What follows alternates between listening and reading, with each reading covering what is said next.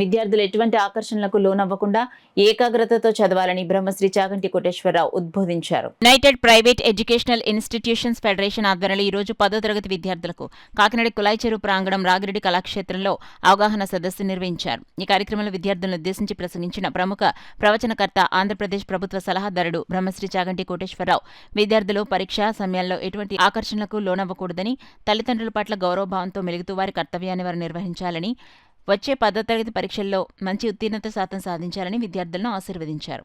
కార్యక్రమంలో MS Narayana junior college వారు రూపొందించిన 10వ తరగతి ప్రశ్నపత్రాల బుక్లెట్ను చాగంటి కోటేశ్వరరావు చేతుల మీదుగా విద్యార్థులకు అందించారు. కార్యక్రమానికి నగరంలో ఉన్నటువంటి పలు పాఠశాల విద్యార్థులు 1400 మంది హాజరు కాగా federation chairman Dasari Srinivas, general secretary Aramshetti Suresh, secretary Sujnan, federation founder, state legal advisor Matukumilli Srivijay మరియు ఇతర కరెస్పాండెంట్లు, వివిధ పాఠశాల ఉపాధ్యాయులు పాల్గొన్నారు. నిలబడడానికి కావలసిన అధ్యవసాయం బుద్ధికి కలుగుతుంది. నేను మీకు ఉదాహరణ చూపించాలి అంటే, నూరి దత్తాత్రేయుడు గారి గురించి మీరు చాలా మంది పిల్లలు వినుంటారు.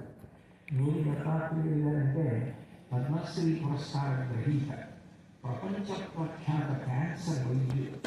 ఒకప్పుడు భారత రాష్ట్రపతి నీలం సంజీవన్ రెడ్డి గారికి క్యాన్సర్ వ్యాధి వస్తే ఆయన అమెరికాలో నూరి దత్తాత్రేయుడు గారిని వెతుక్కుంటూ ఆయన దగ్గరికి వెళితే